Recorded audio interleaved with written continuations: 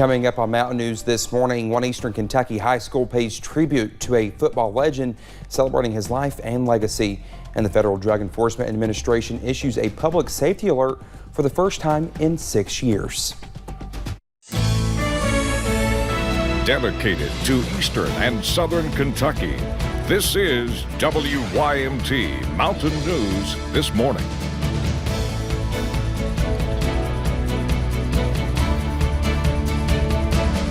Good Wednesday morning to you at 6:01. I'm Dakota Makeris. Thanks for waking up with us. And let's head over to Brandon for a look at your forecast this morning. And Brandon, I think I've heard the perfect, I guess it's an analogy for the fog this morning. Our director, Dustin, said that the fog is like low-hanging clouds that just want to give you a hug. And I thought that was the sweetest thing I've ever heard. I mean, I couldn't agree more. So that's pretty good. It's pretty great. He's right. That's right, but this first weather's going to be really short because I've lost access to graphics. Oh. So basically, I have this graphic to show you. So I can tell you, as Dustin mentioned earlier, it is foggy out there across most of the region. Low visibility, less than half a mile there in many locations, so just be careful out there. And I can tell you that the sun will be out later, and temperatures will head into the low 80s this afternoon, so we'll still be above average. I hope to have graphic control back here in a little bit and have the full forecast for you in a few minutes. Dakota. All right, Brendan, thank you. Stadium lights were on across the Commonwealth Tuesday night, including UK's Kroger Field, in honor of Coach Jim Matney. The legendary Johnson Central coach died after battling COVID. Coach Matney is one of 12 football coaches in Kentucky history to have 300 or more wins, and he won 2 state titles at Johnson Central. That's where the community gathered to mourn and remember a mountain icon. Our Jordan Mullins was there. A night of remembrance for one of Eastern Kentucky's football legends. I mean, Coach Matney, he's a one of a kind, you know. I mean, you can't beat it. I'm blessed to be here and play all 4 years and just have him to, get me where I'm going now, and then just to coach all my other teammates. Coaches, players, students, faculty, staff, and many in the community came together at Johnson Central High School's football field to light up the turf and celebrate the life and legacy of Coach Jim Matney after he died on Tuesday. He's a pillar of this community, and I think his legacy will go on forever. Remembering his success, we just got to come out Friday night and every other Friday night and win games for him, because that's what he would want us to do, and that's the only thing we can do, and just try to get through this, and celebrating the man behind the coach. We're just going to have to lean on each other, and that's something that we expressed there to the kids. We tried to stress it as much as we could. We're going to be here for them as much as we can possibly be, anytime, day or night. If they need somebody to talk to, we're going to be there for them. And I think as a staff and really as a community, we're all going to have to go into it with that same mindset. And relying on each other in an emotional time. In Johnson County, Jordan Mullins, WYMT Mountain News. Well, funeral arrangements for Coach Matney have not yet been announced. Matney was 62 years old. Well, Pfizer says it is testing a new pill that could help keep the coronavirus at bay if a close contact, such as a family member, gets sick. Pfizer says it plans to enroll more than 2,000 people in a trial to test a drug combination that would also entail use of an HIV drug. People participating in the trial will either get the treatment or a placebo twice a day for 5 to 10 days. Results from this study are expected by the end of the year. Well, if you're a smoker, getting infected with COVID-19 could result in devastating consequences.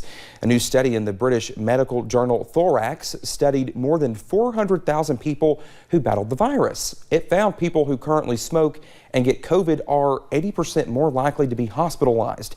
They're also at much higher risk of dying from the virus. Researchers did say current smokers are not at higher risk of getting COVID. Experts who conducted the study say they wanted to push back against early pandemic theories that smokers face a less severe infection after catching the virus.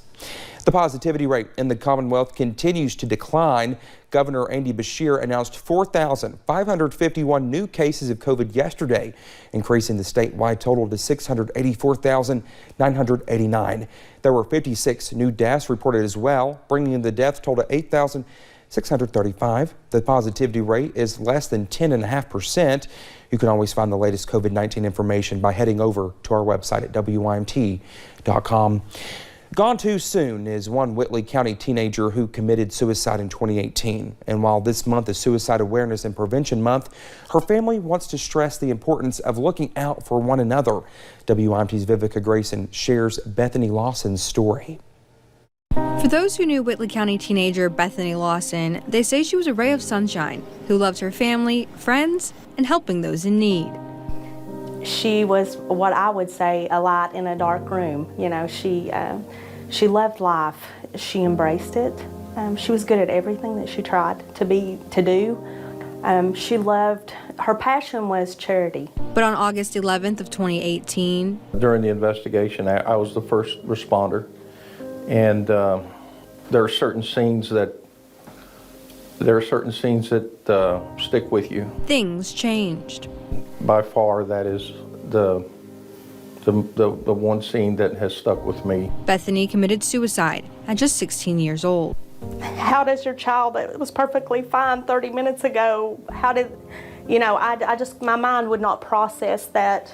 In her memory, her family started Bethany's Hope to raise awareness, the mission statement coming from a poem Bethany loved. Leave people better than you find them. Not necessarily suicide prevention, complete focus, but what leads to that. Because there's so many things that lead to suicidal ideation. Helping not only families, but individual people through trying times. It can be mental illness, it can be situational, it can be trauma, it can be physical pain, mental pain, you know, PTSD, bullying. There's just so many areas that lead to that. All to remember a girl who cared deeply for others. She wanted to make the world a better place, and what better way to do that than to leave every person that you come in contact with better than you found them. In Whitley County, Vivica Grayson, WYMT Mountain News. Now, Bethany was born on May 4th, 2002. Her mom says the annual suicide prevention walk was held virtually on September 18th. The Federal Drug Enforcement Administration issued the first public safety alert in 6 years on Monday. Officials are trying to increase awareness of a nationwide surge in counterfeit pills being mass-produced by criminal drug networks. More than 9 million of these pills were found this year alone. It may look like a pill that was obtained from a pharmacy. However, it's the same color, may have the same impression, but it's potentially laced with something deadly. Now, DEA administrators say the best way to know the pills you take are safe is to only get them prescribed from medical practitioners, doctors, or pharmacists. Kentucky lawmakers were briefed on upgrades to the state's unemployment insurance program Tuesday. This as thousands are still struggling to get claims filed, fraud is investigated, and officials plan for a new computer system they hope will end numerous problems faced during the past 18 months. Our Phil Pendleton has more on what was discussed in a task force meeting.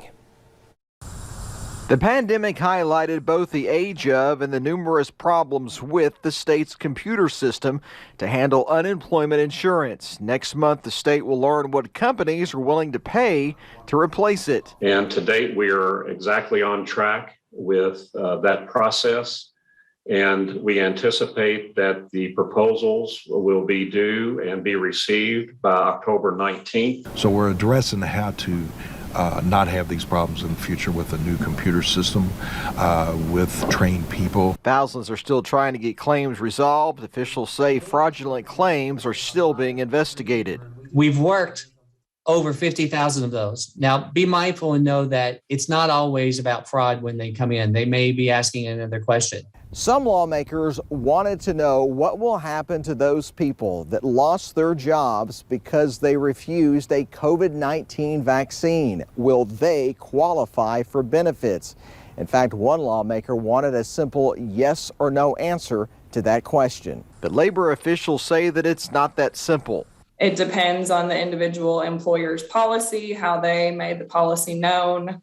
And it does create an issue in the claim, which will then have to be investigated. But much of the discussion is centered around this new computer system that officials say hope prevents the nightmares of the past 18 months. Of course, most all states are facing the same issue, and they're rebuilding their systems as well. In Frankfort, Phil Pendleton, WYMT Mountain News. State labor officials estimate the new system will cost $47.5 million.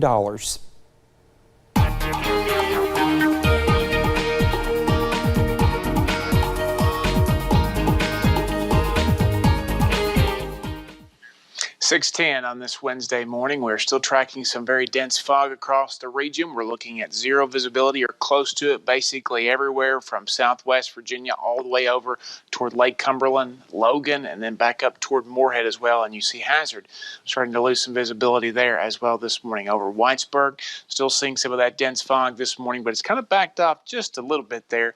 And we're going to continue to watch that roll in as we head through time this morning. 54 in Monticello, 64 in Pikeville. That's our range this morning, so a little bit on the cooler side in some spots.